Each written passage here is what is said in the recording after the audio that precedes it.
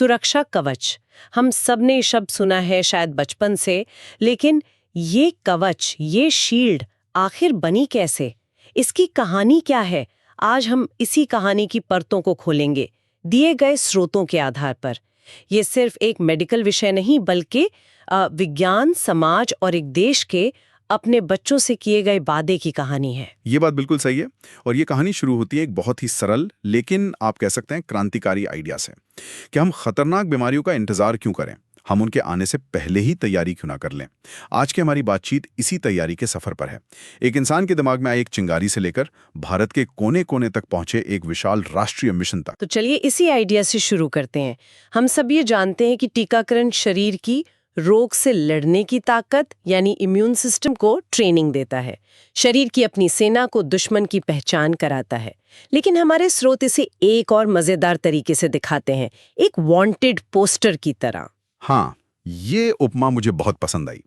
सोचिए, टीके शरीर की सेना को असली दुश्मन से लड़वाने से पहले उसे दुश्मन का एक वांटेड पोस्टर दिखाते हैं। अच्छा। ये पोस्टर उस कीटाणु का ही एक कमजोर या मरा हुआ रूप होता है। सेना उसे देखती है, उसकी हर चाल, हर कमजोरी को समझती है और उससे लड़ने का पूरा प्लान तैयार कर लेती है, ताकि जब असली दुश्मन हमला करे तो हमारी सेना कहे, अरे तुम्हें तो हम पहले से जानते हैं। और इस वांटेड लिस्ट में नाम भी काफी जाने पहचाने हैं। तपेदिक यानी टीबी, डिप्थेरिया यानी गलघोंटू, काली खांसी, टिटनेस, पोलियो और खसरा। ये नाम आज हमें उतना नहीं डराते और उसकी वजह यही सुरक्षा कवच है। लेकिन एक वक्त था जब ये बीमारियां हर माँ बाप का सबसे बड़ा डर हुआ करती थीं। और यही पर ही सवाल उठता है कि सिर्फ यही बीमारियां क्यों? क्योंकि ये बच्चों के स्वास्थ्य के लिए सबसे बड़े और सबसे आम खतरे थे।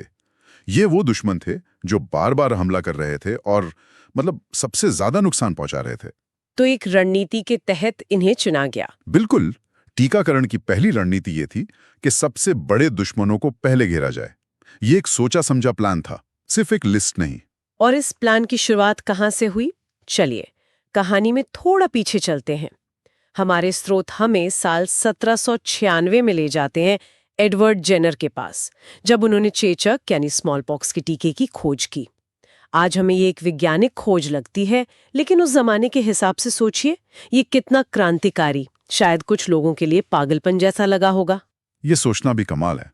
एक ऐसे दौर में जब बीमारियों को किस्मत या किसी दैवीय प्रकोप से जोड़ा जाता था, तब एक इंसान ये कह रहा था कि हम बीमारी के ही एक हिस्से से बीमारी को हरा सकते हैं। ये सिर्फ एक टीका नहीं था, ये सोच में एक बहुत बड़ा बदलाव था। इसने पहली बार इंसान को बीमारियों के सामने लाचार महसूस करने की जगह उनसे लड़ने की ताकत दी।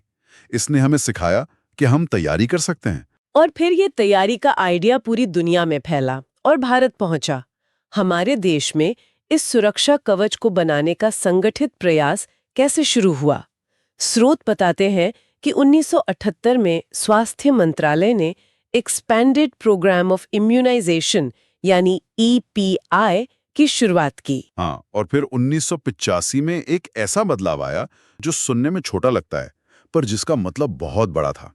इस प्रोग्राम का नाम बदलकर यूनिवर्सल टीकाकरण कार्यक्रम यानी UIP कर दिया गया। यूनिवर्सल? ये सिर्फ एक शब्द का बदलाव नहीं था। एक्सपैंडेड से यूनिवर्सल, ये एक सोच का बदलाव था, एक वादे का ऐलान था। अच्छा, तो आप कह रहे हैं कि एक्सपेंडेड का अर्थ था कि हम कार्यक्रम को बढ़ा रहे हैं। हाँ। लेकिन यूनिवर्सल का मतलब था कि अब ये हर बच्चे का हक है, चाहे वो कहीं भी हो। बिल्कुल। यूनिवर्सल का मतलब था कि अब सरकार की जिम्मेदारी थी कि वो भारत के हर गांव, हर ढाणी, हर गली तक पहुंचे, चाहे वो हिमालय के पहाड़ों में हो या थार के रेगिस्तान में। सही। सोचिए, 1980 के दशक में बिना आज की टेक्नोलॉजी, बिना GPS के ये कितना बड़ा लॉजिस्टिकल सपना था। स्वास्थ्यकर्मी महीनों तक पैदल चलकर, नावों से, यहां तक कि ऊंटों पर वैक्सीन लेकर जाते थे। ये सिर्फ एक स्वास्थ्य कार्यक्रम नहीं था, ये देश को जोड़ने का एक मिशन भी बन गया था। और इसी मिशन को और ताकत देने के लिए 2014 में मिशन इंद्रधनुष लॉन्च हुआ। नाम ही कितना खूबसूरत है। हाँ। इसका लक्ष्य उन बच्चों और गर्भवती महिलाओं तक पहुंचना था जो किसी भी वजह से टीकाकरण से छूट गए थे। जैसे इंद्रधनुष के रंग हर जगह फैलते हैं, वैसे ही इस मिशन का मकसद स्वास्थ्य सेवाओं को हर दरवाजे तक पहुंचाना था। सही कहा। और 2017 में जब सघन मिशन इंद्रधनुष शुरू हुआ तो कोशिश और तेज हो गई। इसका फोकस उन इलाकों पर था जहां टीकाकरण की दर सबसे कम थी। ये दिखाता है कि ये कवच सिर्फ बना नहीं, बल्कि लगातार इसकी मरम्मत की जा रही है। इसमें जो भी छोटी-मोटी दरारें हैं, उन्हें भरा जा रहा है, ताकि कोई भी बच्चा असुरक्षित ना रहे। ये तो हुई पॉलिसी और इतिहास की बड़ी बड़ी बातें।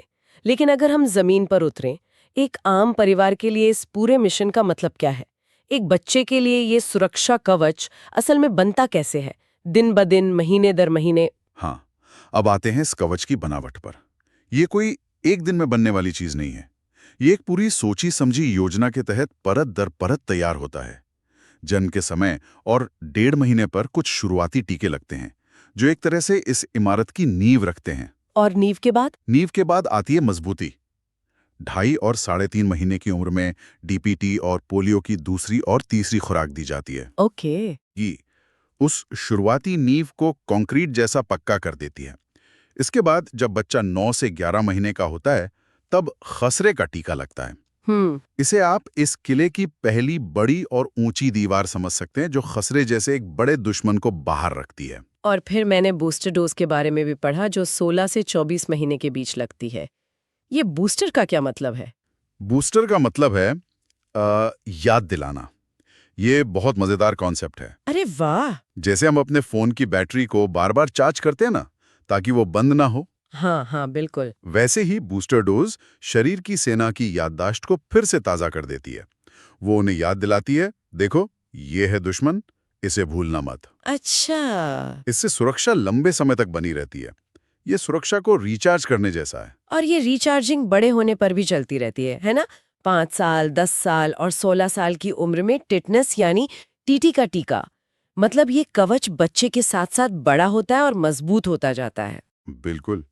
तो आप देखिए, ये एक पूरी कहानी है।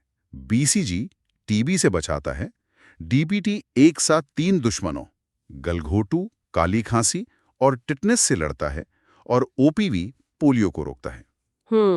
ये कोई रैंडम लिस्ट नहीं है, बल्कि एक बच्चे के जीवन के हर पड़ाव पर उसे सुरक्षित रखने का एक बेहतरीन ब्लूप्रिंट है। इसीलिए स्रोत की वो लाइन इतनी सटीक है, सही समय पर टीकाकरण स्वस्थ जीवन का आधार। समय बहुत जरूरी है, क्योंकि हर ईंट सही वक्त पर लगने से ही किला मजबूत बनता है। ठीक है, तो हमने ये समझ लिया कि ये मजबूत किला बनता कैसे है। लेकिन अब सिक्के के दूसरे पहलू पर आते हैं। क्या होता है अगर इस किले में कोई ईंट लगाना भूल जाए या कोई दीवार कमजोर रह जाए? स्रोत इसे लापरवाही के नतीजे कहते हैं। और ये नतीजे वाकई गंभीर हो सकते हैं। स्रोत में एक टूटी हुई ढाल की तस्वीर है, और वो सब कुछ कह देती है। सबसे पहला और सीधा नतीजा तो यही है कि बच्चा उन बीमारियों का शिकार हो सकता है जिनसे ये टीके उसे बचा सकते थे। उसकी अपनी रोग प्रतिरोधक क्षमता कमजोर पड़ जाती है। और जब शरीर की सेना कमजोर होती है तो छोटे मोटे हमले भी भारी पड़ते हैं। बच्चा बार बार बीमार पड़ता है, कमजोर और कुपोषित हो सकता है, जिससे उसका दिमागी और शारीरिक विकास दोनों पर असर पड़ता है। हाँ, और खतरा सिर्फ यहीं तक नहीं है। स्रोत साफ साफ बताते हैं कि पोलियो या टिटनेस जैसी बीमारियां हो सकती हैं, जो किसी बच्चे को जीवन भर के लिए अपंग बना सकती हैं या जानलेवा भी साबित हो सकती हैं। एक छोटी सी लापरवाही की कीमत बहुत बड़ी हो सकती है। पर ये सिर्फ एक बच्चे की बात नहीं है ना? अक्सर लोग सोचते हैं कि ये मेरा बच्चा है, मेरा फैसला है। लेकिन ये इतना आसान नहीं है। ये एक बहुत बहुत जरूरी बात है। जब एक बच्चा टीका नहीं लगवाता, तो वो सिर्फ खुद को खतरे में नहीं डालता, वो पूरे समुदाय के लिए खतरा बन सकता है। वो उस वायरस या बैक्टीरिया के फैलने का एक जरिया बन जाता है। सोचिए, एक नवजात शिशु है जो अभी इतना छोटा है कि उसे टीके नहीं लग सकते, या कोई ऐसा इंसान है जिसे किसी मेडिकल कारण से टीका नहीं दिया जा सकता। सही बात है। आपका फैसला उन तक बीमारी पहुंचा सकता है। इसलिए टीकाकरण सिर्फ एक व्यक्तिगत सुरक्षा नहीं है, ये एक सामाजिक जिम्मेदारी है। मतलब ये पूरे मोहल्ले, पूरे शहर की सुरक्षा कवच को मजबूत या कमजोर करने जैसा है। बिल्कुल। तो आज हमने एडवर्ड जेनर की उस एक क्रांतिकारी सोच से लेकर भारत के यूनिवर्सल टीकाकरण कार्यक्रम और मिशन इंद्रधनुष तक का पूरा सफर देखा। हमने समझा कि कैसे अलग-अलग टीके सही समय पर लगकर एक बच्चे के चारों ओर एक ऐसा सुरक्षा कवच बनाते हैं जो उसे कई जानलेवा बीमारियों से बचाता है। बिल्कुल।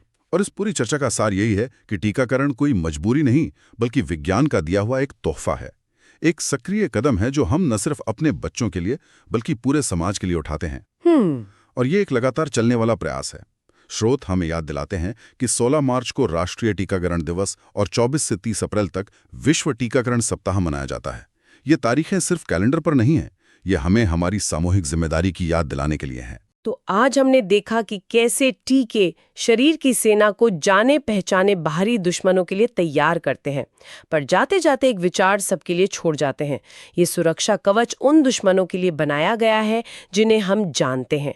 भविष्य में जब नई नई बीमारियां और वायरस हमारे सामने आएंगे, तब टीकाकरण का ये सुरक्षा कवच कैसे विकसित होगा और हमें हमेशा तैयार रहने के लिए किन नई वैज्ञानिक रणनीतियों की जरूरत पड़ेगी।